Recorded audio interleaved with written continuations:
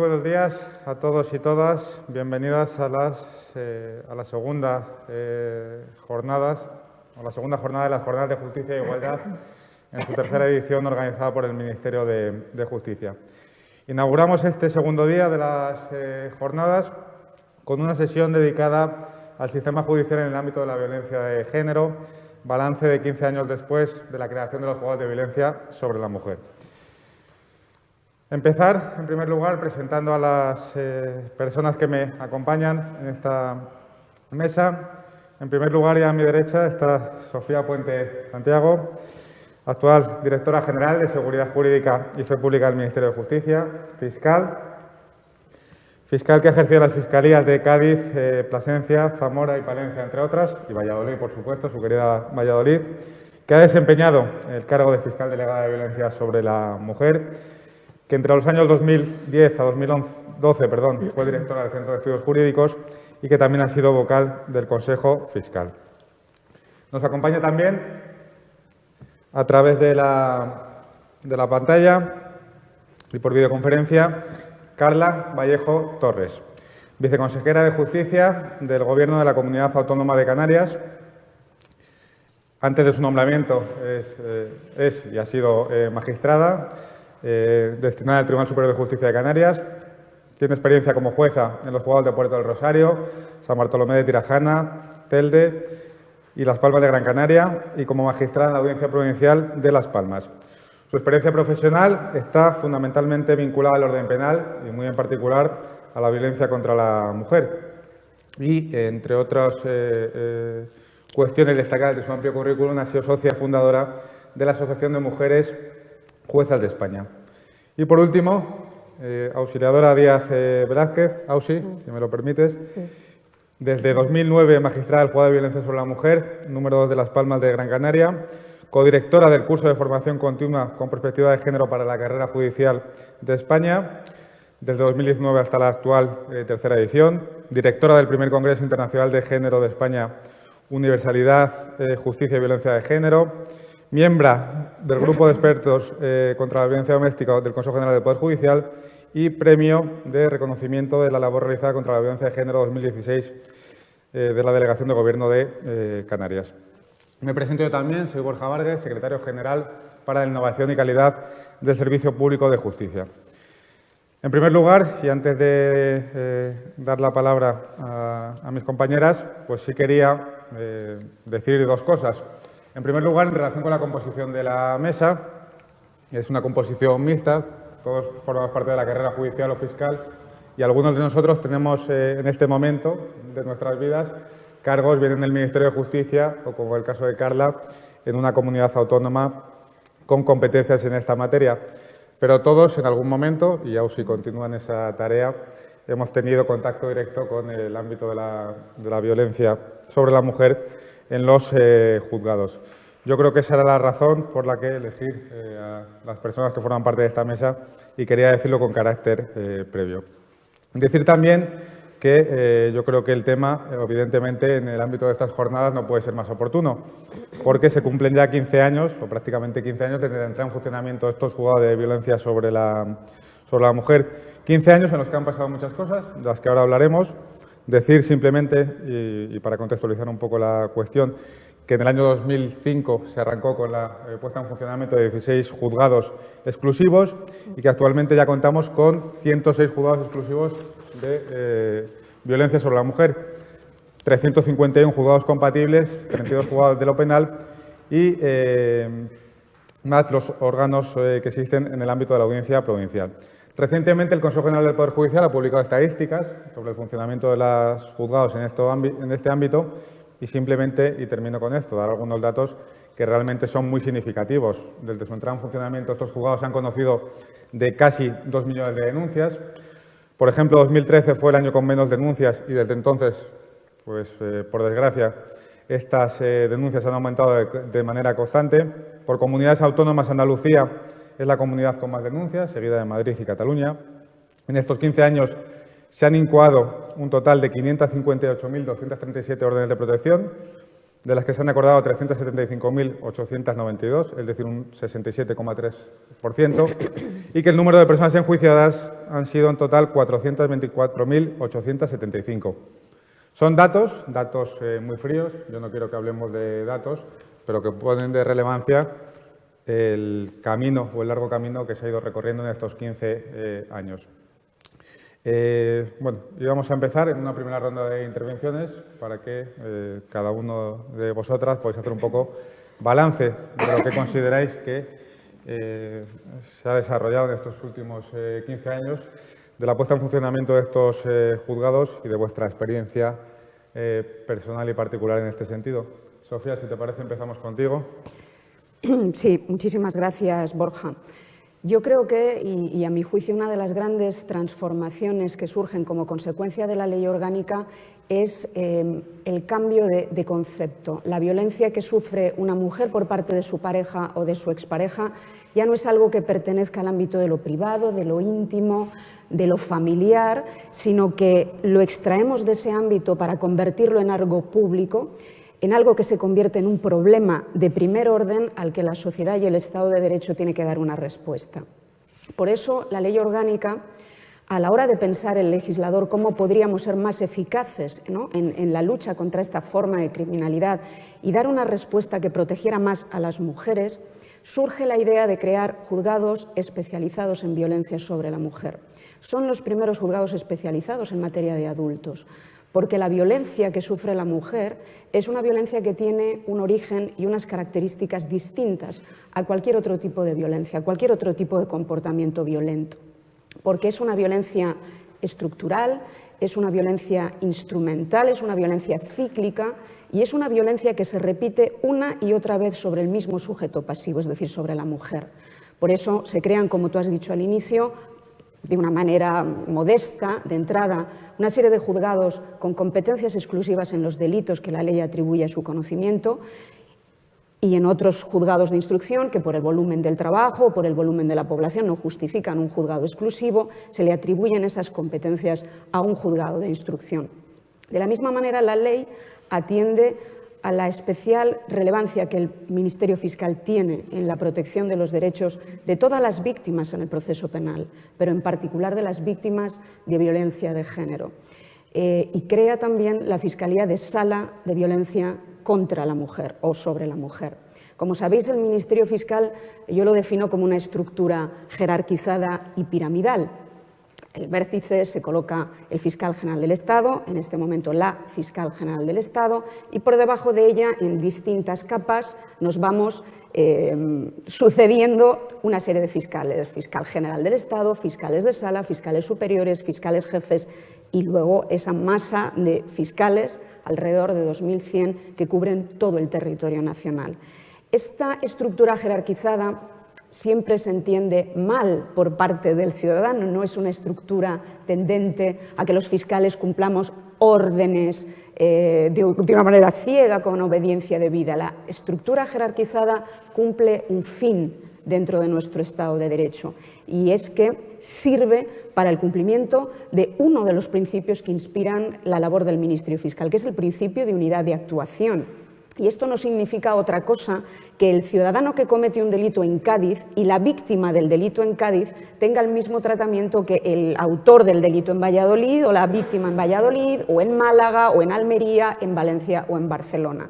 De tal manera que esta estructura jerarquizada, donde desde arriba a abajo se nos imparten órdenes, notas de servicio o principios de actuación, sirve para unificar la respuesta penal que el Estado da a todos los ciudadanos en nuestro país. De tal manera que si la respuesta de los tribunales es dispar, el fiscal, a través de los sucesivos recursos e instancias superiores, puede terminar estableciendo que el Tribunal Supremo siente jurisprudencia que esa sí ya es de obligado cumplimiento para jueces y tribunales. Bueno, pues en esta estructura jerarquizada, piramidal, la fiscal de sala de violencia sobre la mujer o contra la mujer, que se crea en el año 2004, el Ministerio Fiscal ya tenía secciones de violencia familiar, se llamaba entonces desde el año 88, con escaso éxito, porque, como sabemos, muchos comportamientos o conductas delictivas tenían una baja intensidad y tratamiento penal en nuestro ordenamiento y, por lo tanto, quedaban fuera, eran invisibles, ¿no? La ley orgánica lo que hace es visibilizar determinadas conductas y crea también una red de fiscales especialistas en violencia de género que se despliegan en todo el territorio nacional, de tal manera que, dependiendo exactamente igual que los juzgados del volumen del trabajo de la población, puede haber un fiscal delegado o puede haber secciones delegadas donde se integren más de un fiscal, como es el caso de Valladolid, por ejemplo, de Madrid o de Barcelona.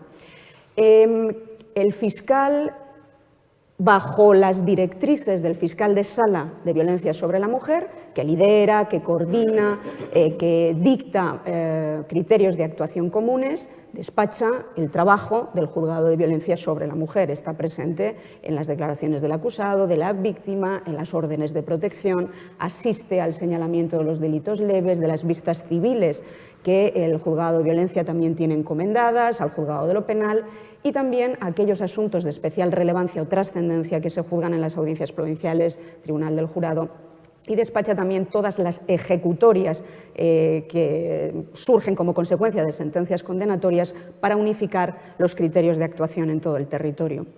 ¿Qué ha supuesto, que ese es el balance al que nos invitas, la especialización en la violencia que sufren las mujeres? Yo creo que, como en cualquier otro tipo de especialización en una rama del derecho, es decir, el especialista, el fiscal especialista en delitos económicos, es alguien que maneja perfectamente los tipos penales, la jurisprudencia, los criterios de prueba de los delitos, es decir, es un fiscal mucho más eficaz en la persecución de esas formas de criminalidad. Lo mismo sucede en la especialización en materia de violencia contra la mujer. Conocemos perfectamente la interpretación de los tipos, conocemos perfectamente la jurisprudencia de nuestro Tribunal Supremo, la doctrina de los tribunales inferiores, manejamos con soltura los medios de prueba para acreditar determinadas conductas, es decir, en esto la especialización es exactamente igual de eficaz para otras ramas del derecho.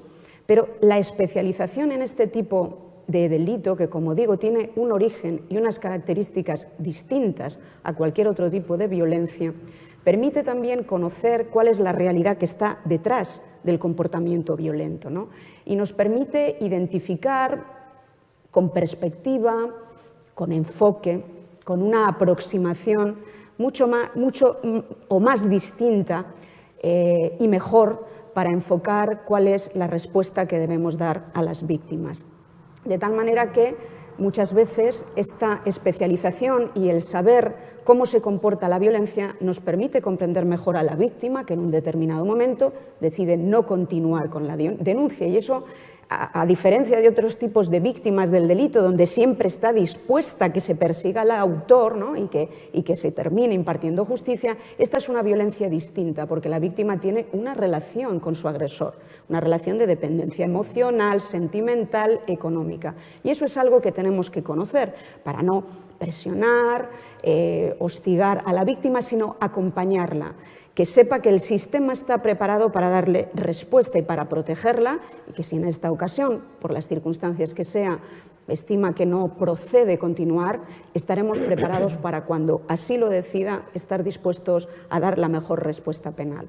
Por lo tanto, mi conclusión es, y ya finalizo porque me he extendido en exceso, que aunque somos un país muy dado a la melancolía y a lo negativo, yo creo que 15 años después sin duda estamos mucho mejor. Nunca podemos hablar de satisfacción en el ámbito del derecho penal, o sea, porque pensar que la delincuencia va a ser cero es ser no realistas, ¿no? Pero estamos mucho mejor porque, y ya finalizo, lo más importante que ha tenido la ley es que ha calado el mensaje en todos los ciudadanos que la violencia que sufre una mujer por su pareja o por su expareja no es aceptable. Y eso creo que es uno de los mejores mensajes que se han producido después de 15 años. Perfecto. Muchas gracias. Pues muchísimas gracias, Sofía. Gracias por completar la visión de todo este ecosistema con por supuesto, papel fundamental del Ministerio Fiscal, del que luego hablaremos también en perspectivas de futuro, vinculándolo, lógicamente, a lo que puede suponer el nuevo modelo de la Ley de Enjuiciamiento Criminal. Has hablado de perspectiva de género, de especialización, en fin, de un montón de cosas que luego podemos ir completando. Carla, te voy a dar la palabra enseguida en tu doble condición de magistrada y ahora viceconsejera. Sí que decir, y por añadir un segundo, Yo soy de los que cuando empecé a lo mejor Carla también lo viste, toda la especialización que había, toda la dedicación era poner una pegatina en los expedientes que decía causa preferente, violencia sobre la mujer. Y con eso muchas conciencias se quedaban tranquilas. Sí. En fin, yo cuando preparaba estas jornadas tenía esa imagen, lo que ha supuesto avanzar de esa pegatina en un expediente judicial al momento en el que nos encontramos, y creo que, bueno, en ese sentido, aunque queda mucho por hacer, pues el avance ha sido significativo. Carla, cuando quieras. Tienes que activar el micro, perdón.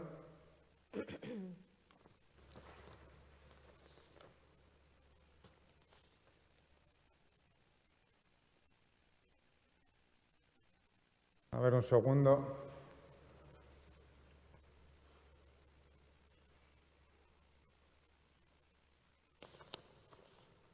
Pues si os parece, por no demorarnos, si no me indican otra cosa, Ausi, pasamos a tu intervención y no pasa absolutamente nada porque, Carla, te escuchamos ahora enseguida después de la intervención de Ausi. Muy bien. Pues muchísimas gracias, Ausi, cuando quieras. No, pues muchísimas gracias a todos ustedes, la verdad, por la posibilidad de permitirme estar en el día de hoy aquí con todos ustedes. Y sobre todo decirles que el verdadero centro político en la lucha contra la violencia de género y la violencia contra los menores es precisamente este Ministerio de Justicia, y por lo tanto para mí es un doble honor poder estar aquí en el día de hoy.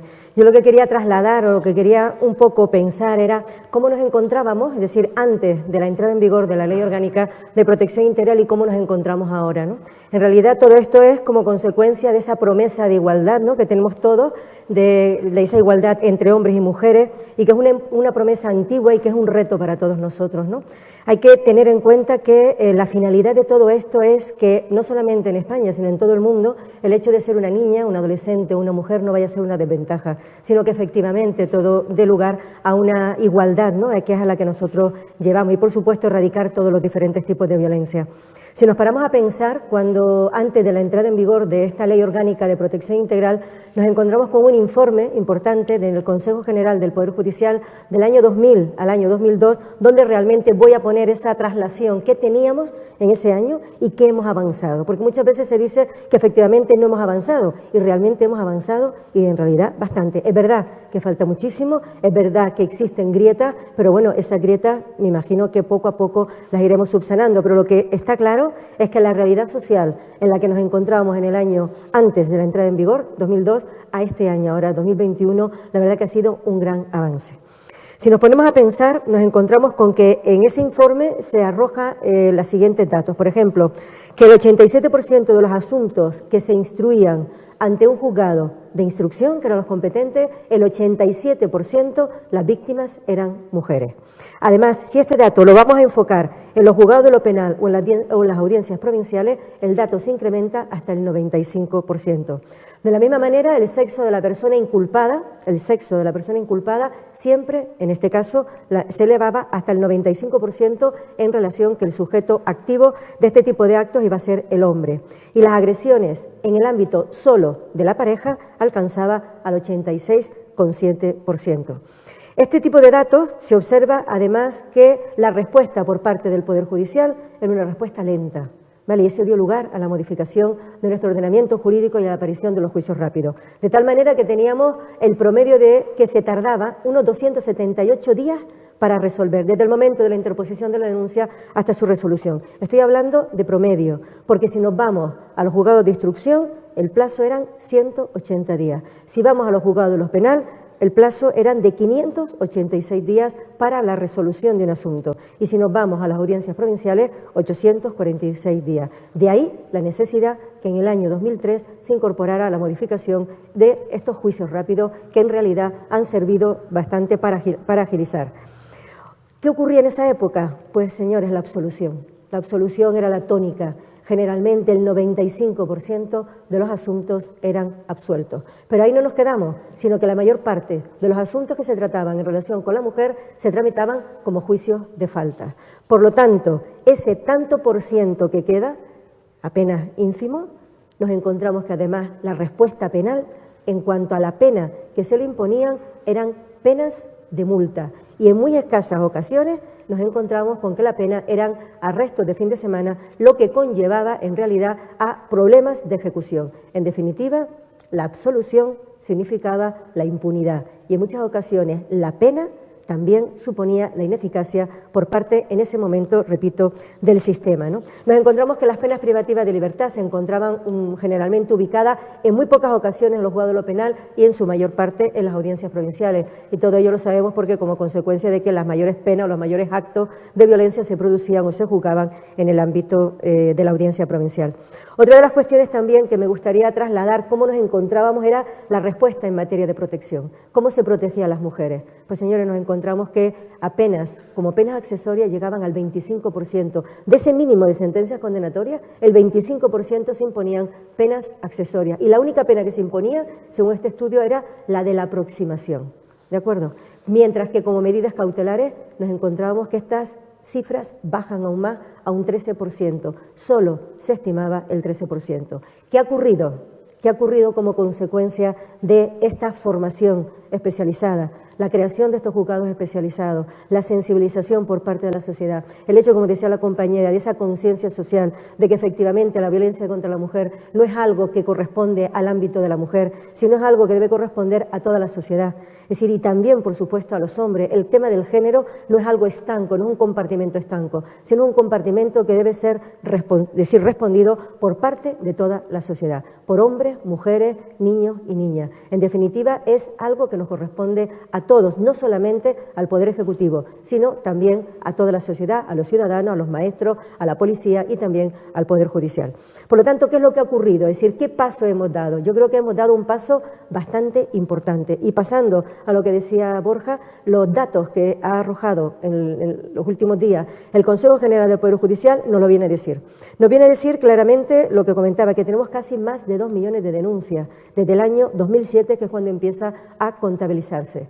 Nos encontramos también con que las órdenes de protección se han concedido en un 67,3% y el número de sentencias condenatorias ha alcanzado el 72,7%. Y de ahí nos encontramos que en los juicios rápidos un 80%. Por lo tanto, la respuesta penal, el ámbito de protección, la necesidad de protección y la respuesta que da el Poder Judicial y concretamente todo el Poder Judicial y por supuesto el Ministerio de Justicia es una respuesta que quiere esa ciudadanía, esa necesidad de protección por parte de las víctimas. Si bien es cierto que esto tenemos a día de hoy, yo después quiero hacer una reflexión porque creo que a día de hoy nos encontramos con que, por ejemplo, el tema de la infancia está realmente como en este mismo momento y por lo tanto quiero lanzar, porque es algo que me llega en el alma, ¿no? Es decir, esa necesidad de que la sociedad sea consciente a que efectivamente los niños y niñas que se encuentran expuestos a la violencia de género, no solamente los que en este momento se encuentran expuestos, que son 840.000 según la macroencuesta, sino también los niños como consecuencia de la violencia vicaria y también los huérfanos de la violencia deben tener su espacio, porque a día de hoy, y sí es verdad, y ya lo trataremos en la segunda vuelta, de esa necesidad de concienciación, porque la respuesta judicial a día de hoy es ínfima. Y desde mi punto de vista es la misma respuesta que se daba a la mujer en el año 2003. Lo trataremos después. Muy bien, muchas gracias, Auxi. La verdad que es un placer escucharte. Y ahora, evidentemente, en la segunda ronda, pues tu perspectiva sobre el tema de la infancia. Estaremos encantados de escucharla. Carla, vamos a intentar. A ver. Ahora creo que sí. Ahora sí. Ahora perfecto. Creo que sí. Pues venga, vamos a aprovechar que hay audio, no se vaya a estropear y te doy la palabra sin más. Adelante. Disculpen por las pequeñas trampas de la tecnología, en todo caso tan necesaria.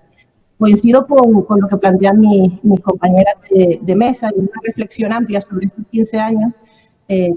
La conclusión tiene que ser que han cambiado muchas cosas y han cambiado para mejor, pero que aún nos queda mucho margen de mejora en este modo de seguir cambiando las cosas. Se acaba de comentar una situación fundamental, todo lo que tiene que ver con la debida atención a la infancia.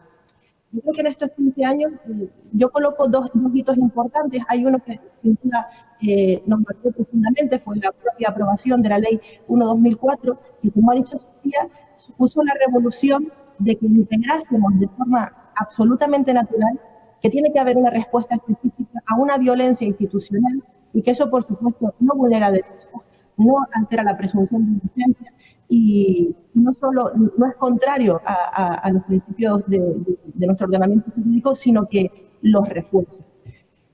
Esa evolución durante estos 15 años ha sido, en términos generales, con los datos que ha dado AUSI, tremendamente positiva. Luego yo creo que en los últimos 6, 7 años se ha producido ya el siguiente paso. El otro paso que tiene que ver con el crecimiento, el fortalecimiento de lo que supone el servicio público de justicia.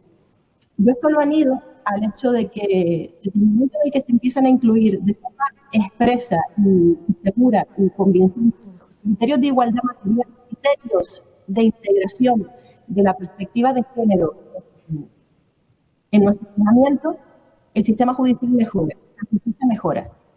Me refiero en particular a todo lo que tiene que ver con la aprobación del Estatuto de la Víctima del Delito y lo que supuso ese nuevo giro copernicano en la forma en la que abordamos la realidad penal y, entre otras, la realidad de la violencia de género.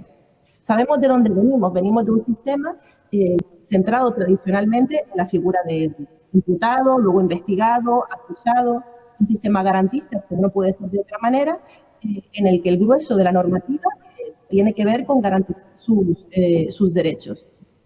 La víctima del delito era esa persona a la que llamábamos masculino, además siempre el ofendido o perjudicado, a la que había que hacerle un ofrecimiento de acciones y se le tomaba declaración como testigo, pero poco más. No se trabajaba más allá de esa intervención procesal, salvo que además se mostrase parte del proceso. Esto, como digo, cambia con el Estatuto de la Víctima y esta concepción victimocéntrica que hace de la realidad en la que la víctima del delito puede ser un sujeto de derecho, que tiene derecho no solo a personarse en la causa, sino a ser informado y a ser asistido o asistida y a la recuperación social integral. ¿Qué supone esto? Pues la necesidad de hacer mucho más rica la justicia. Ya la justicia no puede tratarse únicamente de la construcción de juzgados y de fiscalías, no, tiene que llevar aparejada otro tipo de servicios, de instituciones, de espacios. Ahora, como dijo Borja, yo en esta parte de mi vida estoy más en la gestión política, en la gestión pública, en una comunidad autónoma que tiene las competencias atribuidas en dotación de medios materiales y personales de la administración de justicia. Y una de las cosas, por ejemplo, estamos en un proceso de proyectar nuevos edificios judiciales, es ver cómo esta concepción de atención a la ciudadanía, de justicia más rica, modifica hasta la forma en la que debemos concebir un edificio judicial. Un edificio judicial, como digo, ya no pueden ser solo juzgados, fiscalías, oficinas, servicios comunes. Tiene que tener dependencias de atención a las víctimas, tiene que tener salas y espacios adecuados, tiene que tener espacios específicos de atención a la infancia, los grandes olvidados a los que no se ha dado respuesta específica y que es el esfuerzo que tenemos que hacer ahora.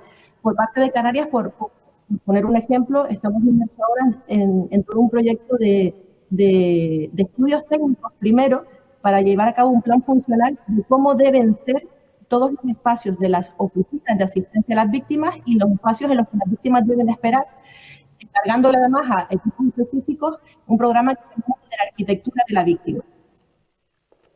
Olvidarnos ya los conceptos tradicionales de salas de espera con sitios de fila, el que los espacios naturales, los sitios en que alguien está esperando a ser atendido pues sean agradables y, por supuesto, adaptados a la infancia. En esa misma dirección, imperativo adaptar espacios inclusivos para la atención de los niños y de las niñas. En nuestro caso, lo estamos haciendo desde las casas de la infancia que se sitúan en los institutos de medicina legal, con la idea de que un niño o niña víctima de un delito solo tenga que acudir una vez a hacer una sola declaración a través de expertos en un establecimiento adecuado, en el que además se conciten todas las autoridades implicadas, es decir, que en la Casa de la Infancia del Instituto de Medicina Legal no solo estén los operadores judiciales, también está la Seguridad Social, el Servicio Canario de Salud para atender todo lo que tiene que ver con su estado de salud, también están delegados de la policía y de los servicios sociales. Que no se produzca este periplo del niño o niña que tiene que ir a todos y cada uno de los edificios, de todos y cada uno de los servicios, para intentar recibir una atención adecuada. Como digo, esta obligación de enriquecer la justicia con servicios que hagan realidad los derechos de la ciudadanía no puede acabar aquí. El Estatuto de la Víctima hablaba de otra cuestión fundamental, que es las oficinas de atención a las víctimas del delito, donde no solamente se informe, sino que se les acompañe y se establezca un plan para su restablecimiento. Todo esto, además, debemos ponerlo en relaciones, yo creo que prioritario, absolutamente importante, con el uso de las nuevas tecnologías. La situación actual de la COVID-19 puso de manifiesto pues, que era un reto garantizar determinados servicios cuando existía una absoluta limitación de la presencialidad, con lo que era necesario integrar estas nuevas tecnologías para garantizar que la ciudadanía podía seguir recibiendo. En ese sentido, el esfuerzo que se está realizando y que yo creo que aliados además con el Ministerio de Justicia en convertir la tecnología en una aliada, yo creo que está siendo grande. Por nuestra parte, por ejemplo, hemos decidido la Oficina de Atención a las Víctimas llevar a cabo un servicio de atención virtual que permita a las víctimas tener ese acceso al personal de psicología o al personal jurídico que le asiste y que le informa, pues a través del correo electrónico, de chat, incluso del teléfono. En ese mismo sentido, otros servicios como pueden ser un servicio de cita previa, parece una tontería, pero todas sabemos las horas y horas que podemos llegar a esperar a una víctima, a un ciudadano de un asunto civil en el juzgado, hasta que empieza su juicio, hasta que empieza su comparecencia. Pues bien, la COVID, junto con la limitación de espacios, nos obligó a establecer este sistema de cita previa, pero a la vez permitió garantizar que no existieran esos tiempos absolutamente excesivos de espera que tanto daño hacen a las personas que acuden a los juzgados. Como digo, yo creo que podríamos hablar de esto. Estamos convencidos, insisto, de que las nuevas tecnologías pueden ser unos aliados utilizados con inteligencia. Siempre es necesario ese contacto directo, ese contacto personal, que pueden garantizar un mejor servicio a la ciudadanía. Recientemente en Canarias hemos puesto, no tiene que ver con las víctimas, pero sí con las personas investigadas, un sistema de comparecencias a acta remota a través de una aplicación móvil con geolocalización que permite que en lugar de tener que la persona con sabidos al juzgado a firmar en un papel, pues ahora se puede llevar a cabo un reconocimiento oficial con una aplicación que te dice, confirma que estás, debes estar y se manda directamente a los órganos judiciales. Yo creo que la siguiente conclusión, por Carla, sí. Muchas gracias. No, perdona que te interrumpa. Y además, como habías... y ahora vamos a hacer una segunda ronda. A ver, te explico. Nosotros te vimos con mucha dificultad, pero parece que es lo importante, que te escuche la gente que nos está siguiendo. Parece que ahí no hay problema. Es verdad que, bueno, nos ha costado seguir un poco algunas cosas, pero yo creo que hemos intuido más o menos perfectamente de todo lo que hablabas. Una pena, yo creo que lo compartimos todos, no escucharte mejor. Precisamente, además, hablando de nuevas tecnologías, a ver si en la segunda ronda lo podemos mejorar un poquito.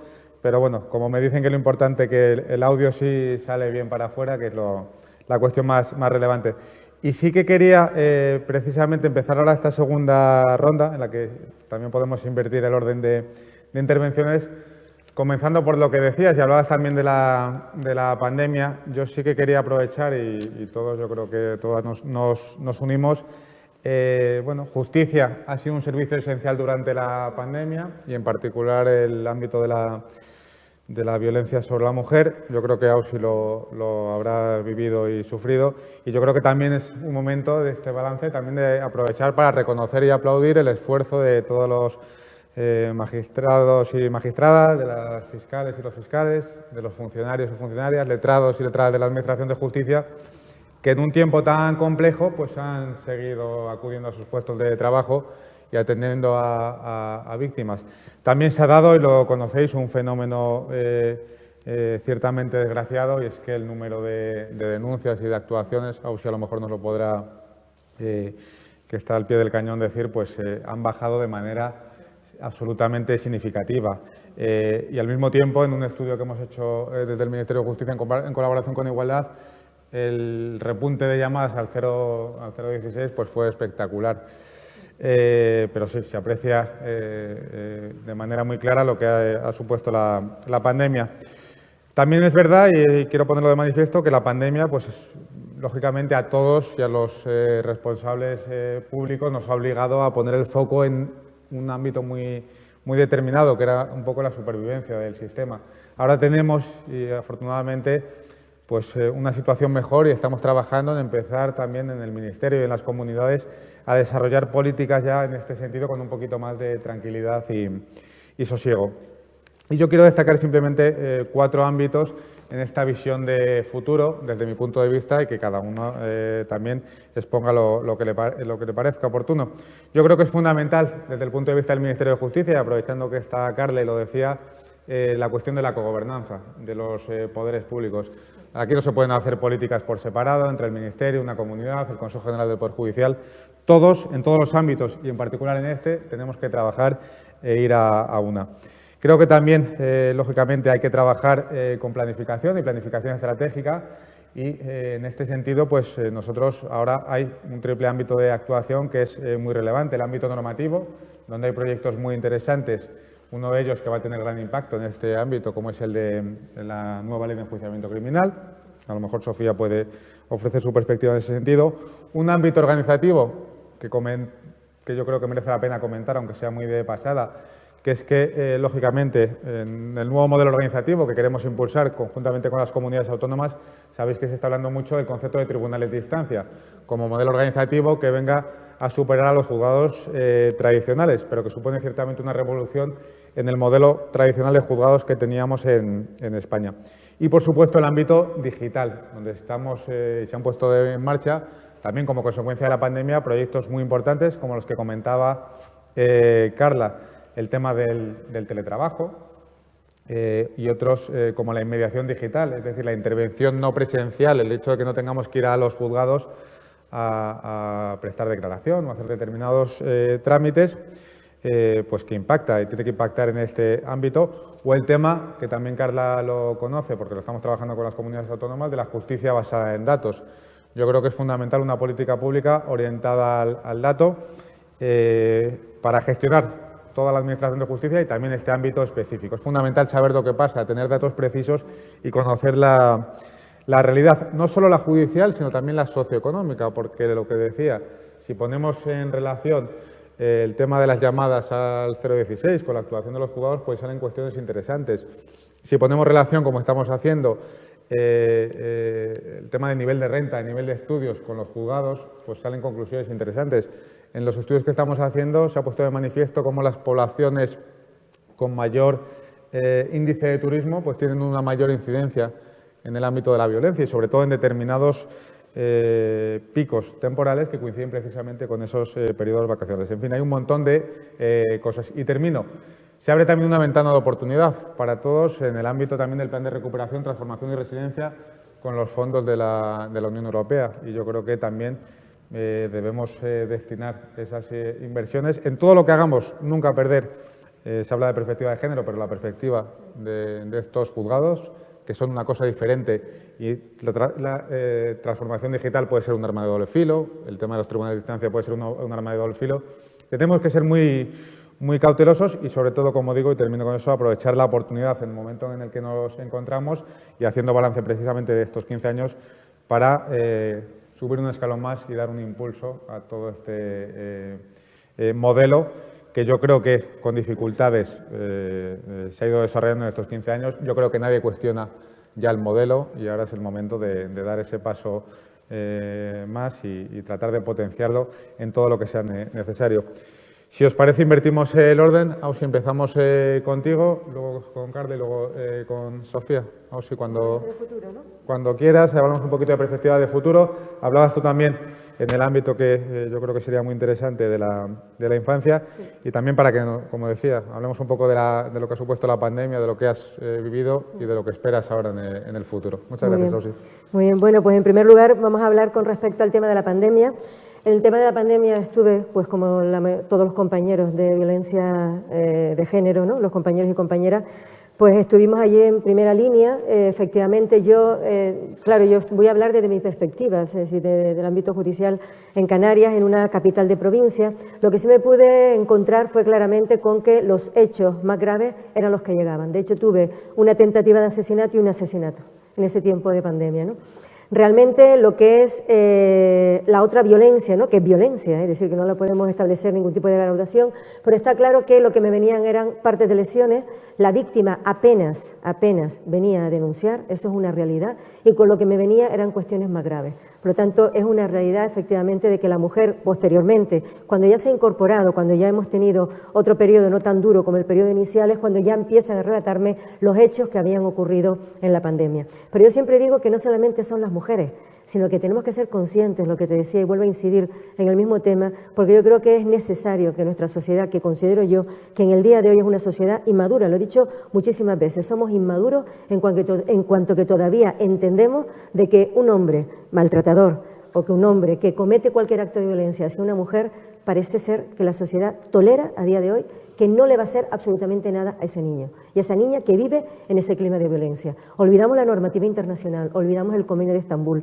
olvidamos la necesidad de que ese Convenio de Estambul es directamente aplicable en el ordenamiento jurídico español desde el año 2014, desde el momento de su ratificación. Tenemos que ser conscientes de que existen niños y niñas, según la macroencuesta, de 840.000 niños y niñas que en este mismo momento están siendo víctimas directas del delito. No son testigos, son víctimas directas del delito. Y tal como establece la Ley Orgánica de Protección Integral, en uno de sus artículos 64, viene a decirnos a nosotros como jueces, como fiscales, y como juezas y como fiscales, decirnos claramente el hecho de que deberá, en todo caso, y dice el juez, deberá en todo caso pronunciarse sobre las medidas de protección civil o las medidas civiles que se han acordado. Y yo creo que eso es uno de los grandes retos que nos queda a día de hoy. Repito, reto social en cuanto que no somos conscientes. Eso tiene su trascendencia porque eso es una cuestión de que yo he venido percibiendo. Yo llevo 13 años todos los días en un juzgado de violencia con mujeres todos los días, 13 años en un juzgado especializado. Y yo les digo que esa era mi sensación. Cuando voy a ver los datos del Consejo General del Poder Judicial, veo que no voy muy desencaminada, porque cuando me encuentro cuáles son las medidas de protección según los últimos datos del Observatorio contra la Violencia Doméstica y de Género, me encuentro que la respuesta judicial a través de la orden de protección, que es de lo que más, dijimos antes, un 67%, de lo que más se utiliza, nos encontramos que la suspensión de visitas es un 3%, que la vivienda, atribución de vivienda, un 16%, la suspensión de la patria potestad, un 0,8%, suspensión de guardia y custodia, un 4,2%. Pero si eso lo trasladamos fuera del marco de la orden de protección, estamos hablando del 544 quinquis, del 158 de nuestro Código Civil. Cuando ya está iniciado un procedimiento civil de familia, nos encontramos que las cifras son aterradoras. Tenemos que la suspensión de visitas solo se acuerda en un 0,7%, suspensión de patria potestad un 0,1%, suspensión de guardia y custodia un 0,7%. Por lo tanto, repito, desde mi punto de vista, estamos en la misma situación en relación con la infancia que nos encontrábamos con las mujeres en el año 2003. Por lo tanto, es cuestión no ya del Poder Judicial, que por supuesto que sí, pero es cuestión de toda la sociedad, de tener conciencia de que esos niños están expuestos y que no es necesario de que exista ningún acto de violencia directo, sino que basta simplemente convivir en un clima de violencia para que nosotras, a través de Fiscalía, por supuesto, encargado de la protección, y nosotros de darla, atendiendo a las circunstancias del caso, de proteger a esos niños y niñas que ahora mismo, en este instante, se encuentran y son víctimas. Eso es un punto. Segundo punto, nos encontraríamos con ¿quiénes? Con el tema también invisible, la violencia vicaria. La violencia vicaria es totalmente invisible a los ojos de nuestra sociedad. La violencia económica, invisible a los ojos de nuestra sociedad. No tiene respuesta dentro de nuestro ordenamiento jurídico a día de hoy y existe sobre todo y fundamentalmente en los periodos de crisis, que es cuando me lo encuentro en los procedimientos de familia. Durante el procedimiento, a través de la coacción, te doy 20 euros y te vas gastando a ver hasta cuándo te dura para que después vuelvas otra vez a tener que pedirme, pero donde más incide es en el momento de la crisis de pandemia. pareja en el momento del divorcio. Y por último, nos encontramos a los grandes olvidados, a los invisibles, totalmente más invisibles, a los huérfanos de la violencia. Nos olvidamos de esos niños y niñas que su padre ha matado a su madre o a su pareja y que un tercero se va a encargar de tener que gestionar ese tipo de cuestiones. Es verdad que es más propio a lo mejor de otra administración, pero yo creo, como decía Borja, es necesaria esa conciencia conjunta. Por lo tanto, desde el punto de vista de la infancia, debemos ser, en primer lugar, desde el punto de vista social,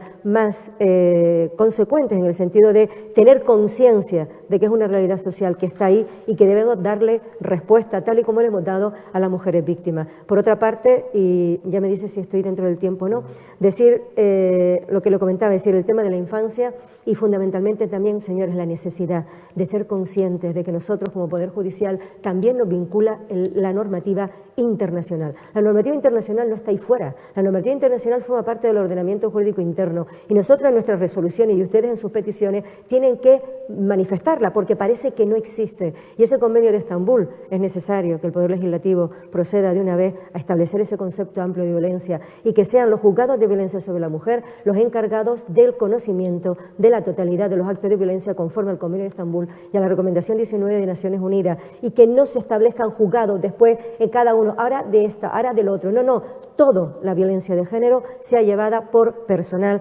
especializado. Y también, ya para lo último, no basta solamente con que sepamos la norma, es necesario aplicar la perspectiva de género. No basta con saber la norma, porque todos sabemos leer, lo que es necesario saber aplicarla e interpretarla. Muchas gracias. Pues muchísimas gracias, Ausi. Perdonad también que vamos, bueno, lógicamente las limitaciones de tiempo son las que son, saltamos... No, al revés. Lo digo porque me parece que tenemos una oportunidad, por lo menos a mí me lo parece y bueno, lamento que tengamos esta limitación de tiempo porque te haría un montón de preguntas y os haría un montón de preguntas porque me parece interesantísimo todo lo que planteáis. Carla, sí que quiero aprovechar antes de que, porque ya estaba llegando alguna pregunta y ya aprovecho por si luego nos quedamos mal de tiempo. Preguntaban, por ejemplo, por si se estaba trabajando en algún proyecto de mejora tecnológica de los dispositivos telemáticos de control. Hablabas también antes, en algún sentido, en ese ámbito.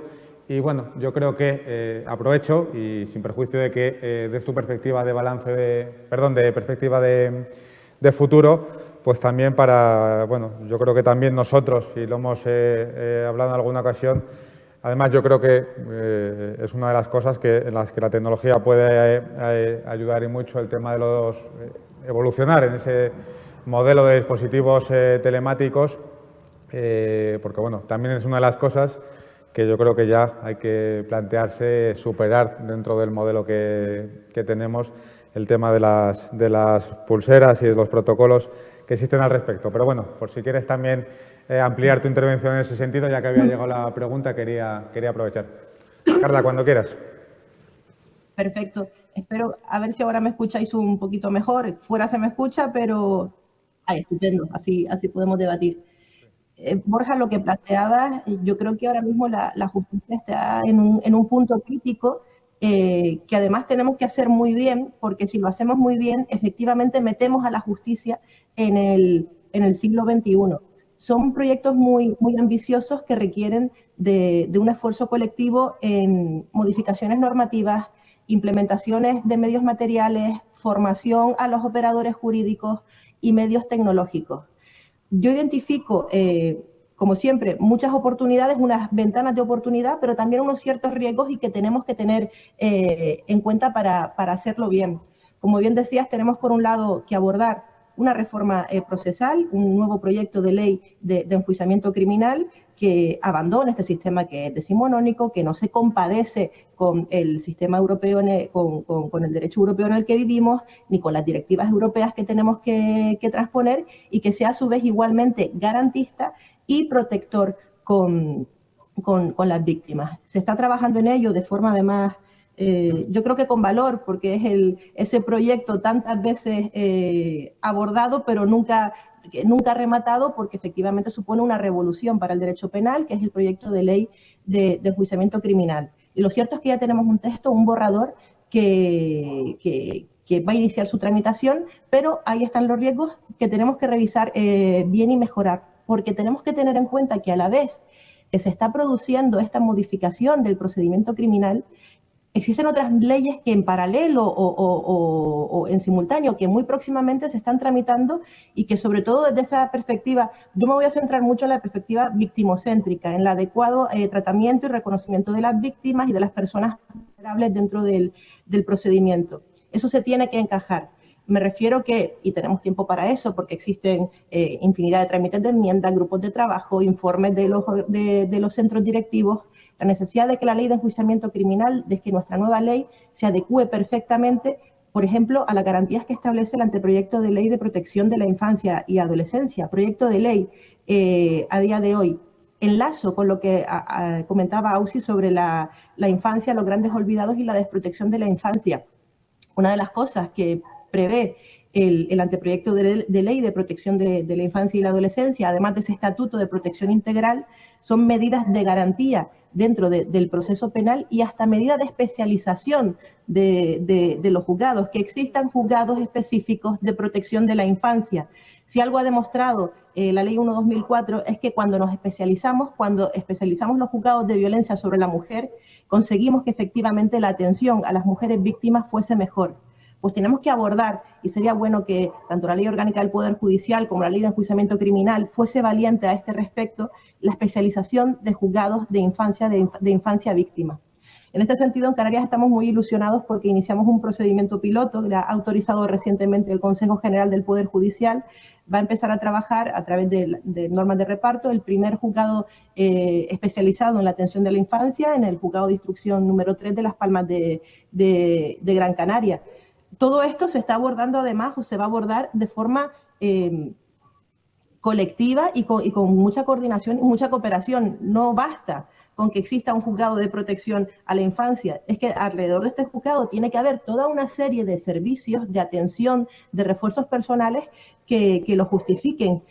No puede ser que consideramos que la adecuada atención a la infancia sea, pues seguramente la que hemos vivido nosotros en nuestro juzgado. Yo consideraba que trataba adecuadamente a un niño o a una niña cuando me quitaba la toga y en lugar de en la sala de vistas le hacía las preguntas en mi despacho y ya me sentía la persona o la jueza más sensible del mundo. No, hay que ir mucho más allá.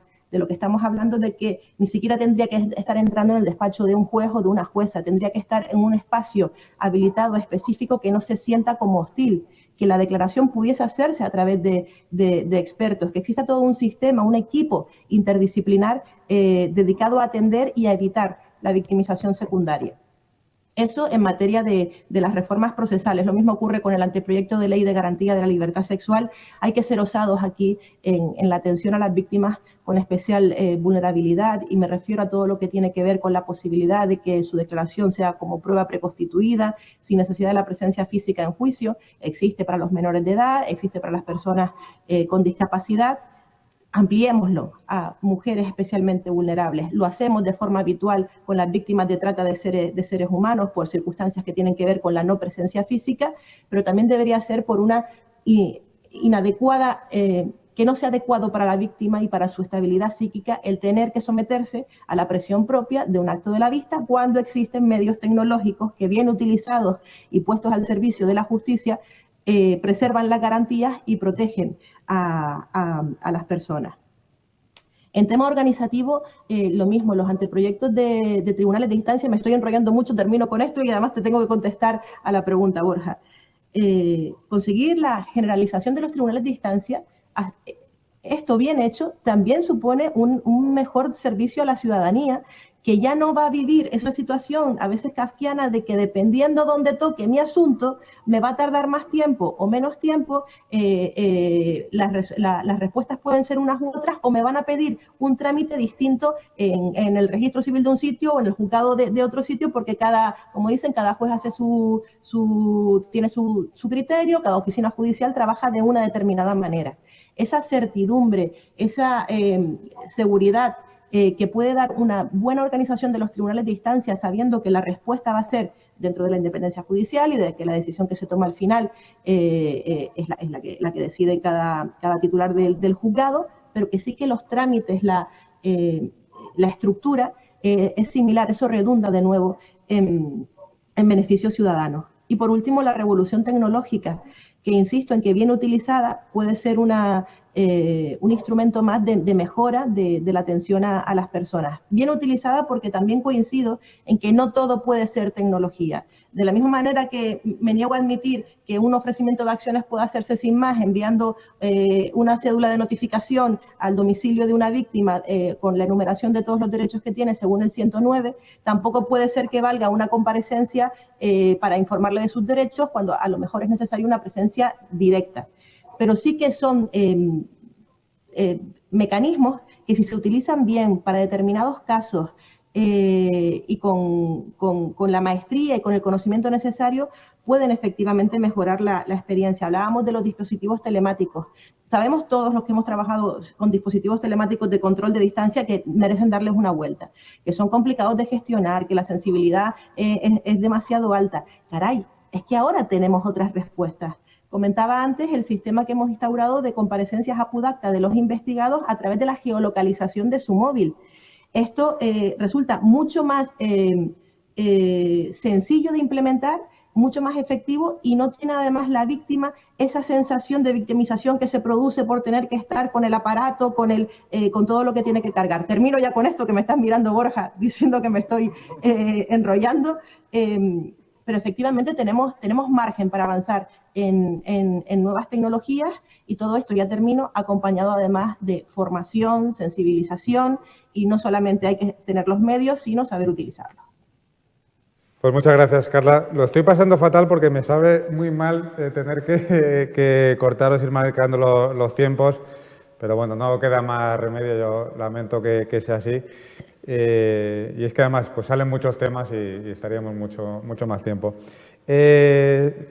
Como decía antes con Carla y Sofía, aprovecho también un poco tu intervención para introducir alguna pregunta que llegaba, para que nos des un poco también tu opinión complementando esa intervención. Porque, claro, hablábamos de la transformación digital, de las ventajas que supone o que puede suponer esa transformación digital, también de los riesgos que supone, pero también hay otro ámbito y otra perspectiva que es evidente, que es que la evolución digital yo creo que también cada vez genera más tipo de delincuencia o violencia asociada a este fenómeno y cada vez los agresores tienen más armas en la mano para hacer daño a las víctimas y eso es un reto grande al que nos enfrentamos. Creo que también la situación actual puede ser mala en ese sentido por la cuestión económica que comentaba Carla y un tercer elemento que también a mí me preocupa, es una reflexión que yo también hacía, que es el tema del teletrabajo. En general, como sociedad, que tiene indudables ventajas, pero que también para la mujer puede suponer un riesgo. Lo analizaremos a lo mejor en los próximos meses, pero yo creo que también puede suponer un riesgo en este tipo de fenómenos el hecho de que, bueno, pues además que yo lo he vivido también y tú lo vivirás, lo habréis vivido todos, pues muchas veces yo me he encontrado con casos que las mujeres tenían el apoyo del ámbito laboral, de su entorno de trabajo, para poder denunciar y era a través de su centro de trabajo, de los compañeros, compañeras, donde te venían al juzgado. Y todo eso con el teletrabajo pues también es un riesgo evidente que, bueno, son muchas cosas, que he hablado de muchas cosas, pero bueno, que lo pongamos también sobre la mesa del debate. Sofía, cuando quieras.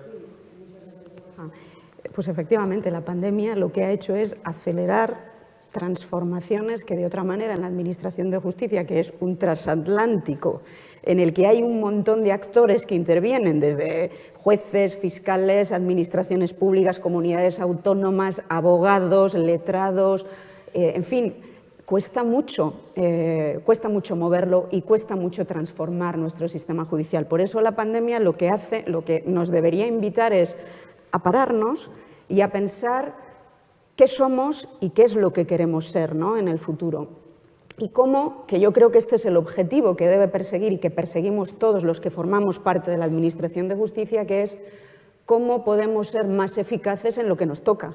Y a la justicia en el ámbito penal lo que nos toca es ser eficaces en la persecución de los delitos y ser eficaces en la protección de las víctimas. Este es nuestro objetivo. Y tú has hablado de una panoplia de actuaciones en las que está el Ministerio de Justicia, y me consta que estamos en ello, que en realidad tocan y abordan todos estos temas, ¿no? Desde por supuesto, el anteproyecto de la Ley de Enjuiciamiento Criminal, del que soy una firme defensora porque soy una apasionada de mi trabajo como fiscal, y yo creo que tenemos que replantearnos que no es posible, con la limitación de recursos humanos que tenemos, dedicar a dos figuras, juez y fiscal, haciendo prácticamente lo mismo, y que esto no sucede en ninguno de los países de nuestro entorno.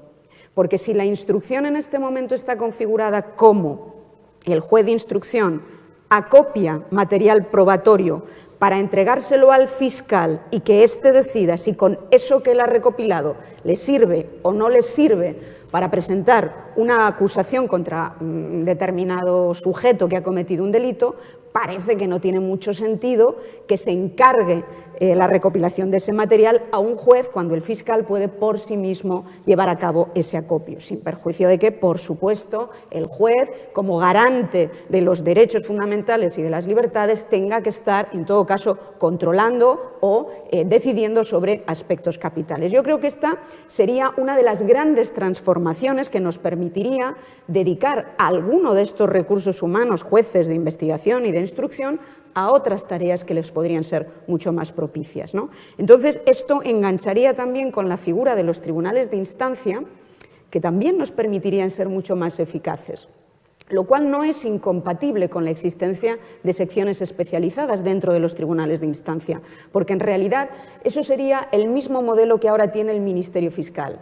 Cuando uno llega destinado a una fiscalía, no es el fiscal del juzgado de instrucción número 5 de Valladolid. Se integra en un equipo, en un grupo humano, en una plantilla de 25 fiscales que permite con mucha flexibilidad, dado lo escaso de nuestros recursos, destinar a los fiscales a una determinada materia. Y lo que es más importante, yo creo que llevará también consigo la especialización dentro de los jueces, especialización que los fiscales ya tenemos desde el año 2005. Esa fue una gran apuesta transformadora de nuestro fiscal general de Cándido Conde Pumpido en su momento, que apostó porque los fiscales nos especializáramos en determinadas materias. Y ser un fiscal especialista en delitos económicos, en delitos contra la corrupción, en delitos contra el medio ambiente, por supuesto en delitos que se cometen sobre las mujeres, nos permite ser mucho más eficaces en la persecución de esos delitos y nos permite, no ya en el ámbito de la delincuencia en el que no hay grandes despachos profesionales que te vas a encontrar en el otro lado de la defensa, pero en los grandes delitos con organizaciones criminales y formas de criminalidad muy complejas, que haya un fiscal y un juez especializado nos va a permitir responder de una manera mucho más competitiva a grandes despachos de abogados que asumen la representación de estos acusados. Por lo tanto, por supuesto, ley de enjuiciamiento criminal, tribunales de instancia y los retos tecnológicos a los que está haciendo frente el Ministerio de Justicia. Nuestra actividad está muy basada, jueces, fiscales, administración de justicia, en lo presencial. Y es innegable que esto también es una virtud, porque cuando tú tienes delante de ti, y ahora estamos viendo a Carla, cuando tú tienes presencialmente a alguien, eres capaz de apreciar desde cómo mueve la pierna, cómo se comporta, cómo titubea. Todo eso son percepciones que son necesarias para administrar justicia. Por lo tanto, tendremos que llevar a cabo un equilibrio entre lo que nos aporten las tecnologías, que siempre son un instrumento para la consecución de un fin, pero nunca un fin en sí mismo, lo que nos aporten de bueno en nuestro trabajo cotidiano y todo aquello en lo que entendamos que no nos van a aportar nada mejor que la presencialidad, ¿no? Y finalmente no quería terminar sin decir en este balance, porque lo has puesto tú de manifiesto, ¿no? Los huérfanos de madres asesinadas por sus padres. Son dobles huérfanos, porque son huérfanos de madre y son huérfanos de padre, ante la incredulidad de que el padre al que quieren haya hecho algo con la madre a la que también quieren, ¿no? Y en este sentido quiero rendir tributo, 15 años después, a la primera fiscal de sala de violencia sobre la mujer, Soledad Cazorla, que fue pionera, luchadora, mujer comprometida, referente para los fiscales y, por supuesto, para todo el sistema judicial en su conjunto. Cuando murió hace unos pocos años, su familia instituyó un fondo que se llama la Fundación Soledad Cazorla, cuyo fondo está destinado a aquellos huérfanos que se encuentran en una penuria y en una situación económica muy desfavorable como consecuencia del asesinato de sus madres, ¿no? Por eso quería rendir tributo 15 años después.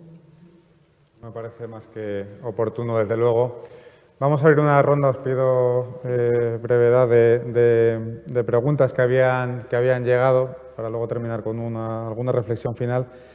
Bueno, sin ningún orden establecido, pero sí que había pensado empezar por ti, Sofía, porque decíamos antes en la presentación que habías sido directora del Centro de Estudios Jurídicos, tienes amplia experiencia en materia de formación y en un cargo tan elevado como el de directora del Centro de Estudios Jurídicos. La mesa de ayer, la última mesa del día de ayer, hablaba de la formación. Estaba la actual directora del Centro de Estudios Jurídicos, el director de la Escuela Judicial. Y bueno, yo creo que sí sería bueno también para que la gente, seguir el hilo conductor, que aunque no sea el objeto preciso de la mesa, pero sí una pregunta que se colgó ayer y que preguntaban sobre la forma más idónea de introducir la perspectiva de la víctima en materia de formación. Y como digo, aprovechando tu triple condición de representante del Ministerio Fiscal, actual directora del Ministerio de Justicia y exdirectora del Centro de Estudios Jurídicos, pues quería trasladarte esa pregunta en materia de formación y de perspectiva de la víctima. Bueno, ya hace tanto de lo del EC que ya no te creas que recuerdo mucho la etapa de la formación. Yo es que creo que un juez y un fiscal formado es una exigencia de nuestro trabajo. Uno no puede ejercer bien su trabajo, no puede ser un buen servidor público si no está formado en las disciplinas que le toca juzgar, ¿no? Los jueces formados son jueces mucho más independientes, porque saben resistir perfectamente no tanto las presiones externas, sino las propias presiones. Un juez formado que maneja los instrumentos jurídicos, que maneja, como he dicho antes, los medios de prueba y que además está dentro de la sociedad, ¿no? y sabe nuestras realidades, es un juez que va a responder mucho mejor. Y esto lo digo fiscales, fiscales, es decir, necesitamos que nuestra formación, la formación, yo siempre lo digo, es un derecho, pero es un deber el formarnos a los jueces y los fiscales. El Centro de Estudios Jurídicos lleva años dedicándose a esta tarea, sobre todo en la formación continua. El Consejo General del Poder Judicial también a través de vuestras jornadas de formación. Sin duda hay que introducirlo en la formación inicial, ya lo está, pero en la formación continua. Y cada vez son más los cursos, mira, Ausi tiene experiencia, ¿no?, en la realización de cursos en los que se aborde, por supuesto, como hemos dicho antes, el conocimiento de la norma jurídica. Eso sí o sí, ¿no? Eso es indudable. Pero también, como digo, en algo tan particular como es la violencia de género, que, como decía al principio, conocer su origen, conocer sus causas, conocer sus características, que son muy distintas a cualquier otro tipo de violencia. La víctima es una víctima diferente también a cualquier otro tipo de violencia. Por lo tanto, esto es algo que tenemos que tener interiorizado, porque si tú interiorizas cuáles son las características de esta violencia, cuáles son las características de la víctima, vas a comprender mucho mejor el delito. No solo la aplicación del 153.1.3 de cuáles son los requisitos, sino que vas a comprender mucho mejor a la víctima y, por lo tanto, vas a ser mucho más eficaz a la hora de protegerla y también de perseguir el delito. Por lo tanto, formación, yo creo que se ha hecho un enorme esfuerzo por parte de las administraciones en esta formación. Cada vez hay más implicación en esta formación y me parece indispensable para abordar este fenómeno específico y para abordar cualquier otro fenómeno criminal. Muy bien, Sofía, pues muchas gracias. Ausi, hablabas antes del tema de la infancia. Bueno, ahora hablamos de la pregunta que había entrado sobre una cuestión al respecto, aunque no directamente relacionada, pero sí que me parecía interesante. Yo creo que un poco la reflexión o en lo que estaba pensando es que ni siquiera las propias víctimas son conscientes de esta cuestión. Y yo lo recuerdo en la experiencia en el juzgado, yo creo que lo habríamos vivido todos, en esa mujer que te solicitaba la orden de protección y decía, no, si él es un padre excelente, yo quiero que siga viendo a los niños. Yo esa frase ahora me ha venido a la cabeza porque yo la oía cientos de veces y bueno, pues yo creo que es... O él no es malo, es que tiene carácter o... Sí. Sí. Entonces, bueno, pues pensaba en eso, que ni siquiera las víctimas son conscientes del daño para sus hijos. Preguntaban entraba una pregunta en relación con la ampliación del objeto de la ley a otras formas de violencia. Hablabas del tema de la infancia y nos preguntaban también de cuestiones relativas con la trata, del matrimonio forzado, y lo apuntaban como demandas del Pacto de Estado y la sociedad civil. Quería preguntarte qué opinabas de esta cuestión y también enlazando con la última pregunta de Sofía, con tu amplia experiencia en cuestiones o en materia de formación, pues también un poco cómo valorabas y cómo ves la cuestión relativa a la formación de los profesionales en el ámbito de la Administración de Justicia. Bueno, pues en primer lugar, con respecto al tema de los otros rostros, yo le digo los otros rostros de la violencia, ¿no? Es decir, porque cuando hablamos de violencia de género, solamente nos enfocamos en la mujer, solamente en la mujer, ¿no? Es verdad, y sobre todo no solamente en la mujer, y además en un perfil determinado, es decir, la mujer en el ámbito de la pareja o expareja. Pero tal y como les decía antes, ¿no? El Convenio de Estambul lo que hace es ampliar ese concepto de violencia, pero no es algo nuevo, porque el Convenio de Estambul es 2014, pero es que ya la Recomendación 19 de Naciones Unidas del año 92 ya no lo decía. Es decir, que violencia contra la mujer no solamente en el ámbito de la pareja, sino que incluye también la violencia sexual, la violencia psicológica, la económica, etcétera, ¿no?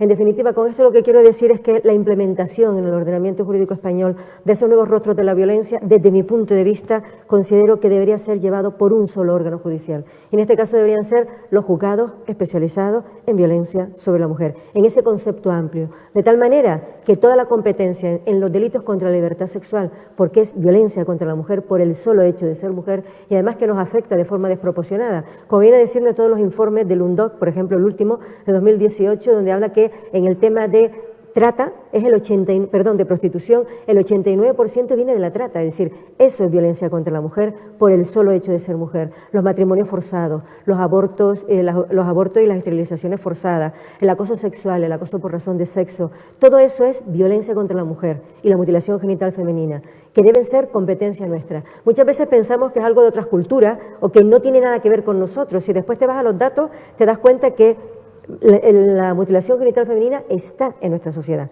Es decir, existe en nuestra sociedad, invisible, pero existe. Y lo que decía antes, importantísimo Borja, no tenemos datos de esos nuevos rostros de la violencia. Sin datos no se pueden adoptar políticas públicas. Cuando empecemos a ver cuáles son los datos de esa incidencia de mutilación genital femenina, esas mujeres que se llevan sus niños sin decir nada, se lo llevan a su país de origen y vuelven ya con esa mutilación, ahí es necesario aplicar protocolos. Un protocolo, por ejemplo, de esa mutilación genital, con el tema, por ejemplo, de que antes de irse el propio pediatra le comunique la situación, que si se la va a llevar, qué consecuencias va a poder tener en el momento en que regrese. Es decir, existe todavía mucha necesidad de desarrollo a través de protocolos o a través de normas, ya veremos de qué manera, pero en definitiva, vuelvo y repito, todo eso es violencia de género. Considero que la violencia sexual, por ejemplo, uno de los temas de la ley orgánica de anteproyecto de garantías contra la violencia sexual, que habla de juzgados de violencia sexual, desde mi punto de vista, ¿no? Yo considero que debería llevarse todo por ese juzgado especializado, violencia contra la mujer, en el ámbito de la pareja, expareja y, como dice el 46 del Convenio de Estambul, con independencia de la relación que exista entre la víctima y el agresor. Eso, violencia de género, debe ser llevado por ello. En cuanto a la formación, considero que es fundamental. Es que lo decía antes la compañera Sofía, es fundamental esa formación, no basta con que yo me sepa la norma. Yo la norma me la puedo saber, pero señores, si yo no la sé interpretar, si yo no puedo entender o no puedo entender de que esa norma aplicada sin más supone una discriminación para un sector de la población importante, estoy ya no ejerciendo como debería ejercer. Y por lo tanto es necesario incorporar esa perspectiva de género, entender lo que en un primer momento puede ser desigual, a través de la aplicación de la perspectiva de género se convierte en igual. Y después diariamente la satisfacción que yo me llevo diariamente, y todo el mundo me dice, ¿cómo es que llevas 13 años en un juzgado de violencia? Digo, por la satisfacción de entender de que puedes cambiar vidas, de que puedes cambiar vidas de esas mujeres que después te las encuentras, y es necesario de que estemos presentes, lo que decía Borja también. Yo creo que es importantísima la inmediación, el contacto, el tener el tiempo suficiente para dedicarle a la víctima. Yo siempre le digo, no tengo tiempo, siéntese, vamos a hablar. Una y todas y cada una de las mujeres pasan por mí, quieran renunciar, no quieran renunciar, quieran declarar o no. No cabe el hecho de que no quiere declarar, hasta luego Lucas. No, señor, siéntate aquí, te voy a explicar, porque además me lo impone el Estatuto Jurídico de la Víctima, ese derecho de información que tienen las víctimas, ese derecho, además que nos obliga a los jueces y los fiscales a determinar esa letalidad, ¿no? Posible letalidad que puede tener la consecuencia, sin imposición, sino simplemente estamos aquí, usted ahora no está en ese momento, pero que sepa que confíe en nosotros, que nosotros estamos aquí para protegerla. Yo pienso que ese es el mensaje más importante. Disculpa si me enrollo, en Borja. absoluto. Disculpadme a mí por yo es que no sé el tiempo que dispongo, sí, por eso me... Nada, en absoluto, sí, de verdad. Muchas gracias.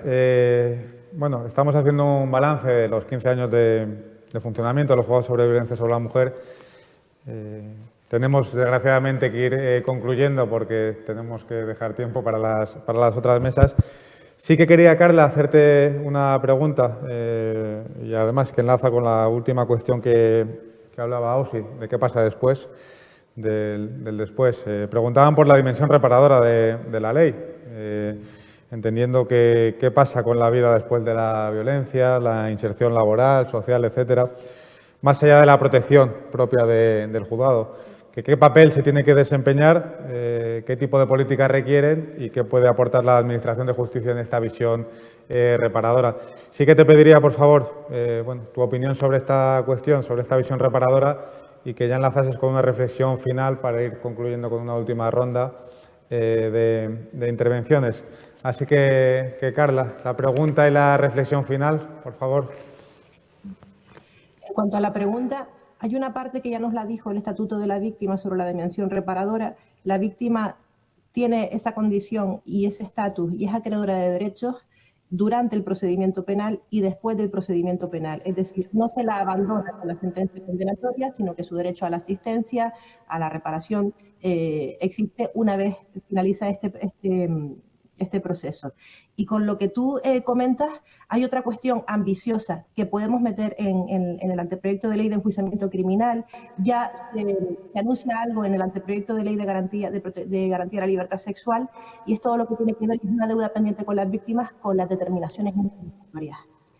Es las indemnizaciones que se imponen a las víctimas, principalmente, además, como estabas hablando, Ausi, de delitos contra la libertad sexual, absolutamente de acuerdo contigo que son violencia de género y que deberían estar atendidos en juzgados especializados, pero si atendemos a la jurisprudencia y vemos los pronunciamientos indemnizatorios que se llevan a cabo a víctimas de delitos contra la libertad sexual, nos encontramos con cantidades sorprendentemente magras, excepción hechas recientemente a través de la sentencia de la Manada, que es la sentencia, esto me he molestado en mirarlo, que ha dado la indemnización más alta a una víctima de violencia sexual. En este caso fueron, creo que recordar que 100.000 euros. Suele ser habitual ver pronunciamientos de 6.000, 20.000, a veces 30.000, pero yo los he visto hasta de 9.000 euros. Abordar en esta perspectiva indemnizatoria una regulación de los derechos indemnizatorios de las víctimas dentro de la normativa que garantice esa reparación integral y que evite esta volatilidad que a veces lleva a una injusticia material en su reconocimiento. Y como reflexión final, que voy a ser muy obediente, yo creo que voy a terminar casi que como empecé. Han pasado 15 años, hemos mejorado mucho, pero nos queda mucho por mejorar, y yo creo que los retos que tenemos a día de hoy, que estamos abordando a día de hoy, son similares a los que abordamos en los años 2003 y 2004, cuando se decidió crear esta jurisdicción especializada y dar esta respuesta específica. Ahora tenemos que integrar todo esto en una justicia digitalizada, en una justicia moderna, en una justicia garantista, y debemos abordar ese trabajo con humildad, pero de forma muy firme y muy convencida, porque nos va a meter la justicia en el siglo XXI y nos va la protección de las víctimas en ello. Muy bien, Carla. Muchísimas gracias. Pues Sofía, cuando quieras. Muy breve, porque en realidad simplemente es cerrar casi como he empezado. 15 años después, yo creo que podemos estar moderadamente satisfechos, y eso que dentro del ámbito del derecho penal la satisfacción es una palabra que no casa mucho con lo nuestro.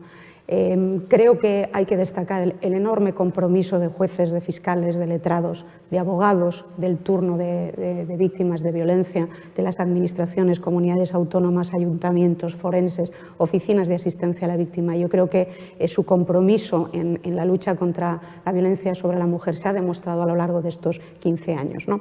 Y Yo creo que lo más positivo y lo más transformador ha sido 15 años después, lo que os decía antes. Vosotros lo sabéis porque formáis parte de esto, ya trabajáis en esto, ¿no? En este negociado, como yo digo, pero los que no nos escuchen o los que nos estén escuchando del otro lado, la cantidad de procedimientos que se inician porque un ciudadano por la calle observa una escena violenta y llama a la policía, o un vecino escucha llamadas de socorro o gritos de una mujer y llama a la policía. A veces esas personas se convierten en los únicos testigos que tenemos, es decir, que haya calado en nuestra sociedad que ningún comportamiento violento de un hombre respecto de una mujer es tolerable y aceptable, me parece que es uno de los grandes avances que ha traído la ley.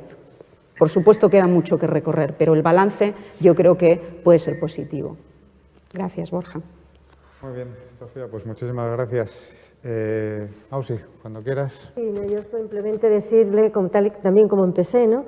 Decir que a ver si conseguimos que el hecho de ser pues una niña, adolescente o mujer, pues no vaya a ser una desventaja y que por lo tanto estemos todos en el mismo barco con la finalidad de erradicar pues todos los tipos de violencia, con independencia, eso sí, del vínculo que existe entre la víctima y el agresor. Yo pienso que ese mensaje es el que tiene que ir calando poco a poco. Muy bien, pues muchísimas gracias. Yo creo que, desde luego, la primera conclusión que sacamos es que nos quedamos cortos de tiempo para abordar muchos de los temas que plantearíamos. Yo creo que sí se ha puesto de manifiesto, desde luego, que estos 15 años han sido un avance, que eso no nos puede hacer caer ni mucho menos en el conformismo y en la complacencia. Queda muchísimo camino por recorrer. Yo creo que se ha iniciado un camino que lo importante es que ya es imparable y que ahora solo podemos y debemos seguir creciendo. Y además creciendo con orgullo, porque yo creo que todos los que estamos aquí, además de estar contentos con nuestra experiencia profesional, tú la sigues desarrollando, a mí no me importaría en absoluto volver a trabajar en el ámbito de la violencia sobre la mujer, porque de verdad yo lo llevo con orgullo, haber trabajado en este ámbito durante mucho tiempo. Me da igual que sea de más o menos, como dicen algunos, complejidad técnica o más o menos de otras complejidades, pero sí que creo que es un orgullo y debe ser un orgullo para todo profesional de la Administración de Justicia trabajar en este ámbito.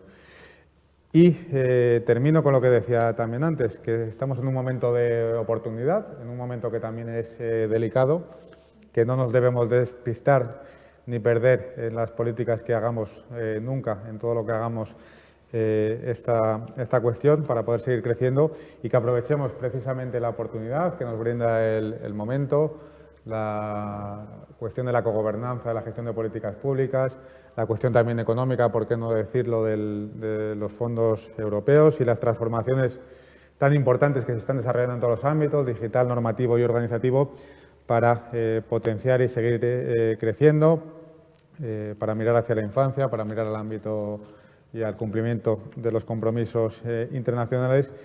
Y, en definitiva, para lo más importante, esto de la justicia es un servicio público y tenemos que darlo en las mejores condiciones para que alguien tan importante como las víctimas se sientan plenamente protegidos desde el principio hasta el final y que empezamos a cubrir todos los huecos que todavía faltan por cubrir.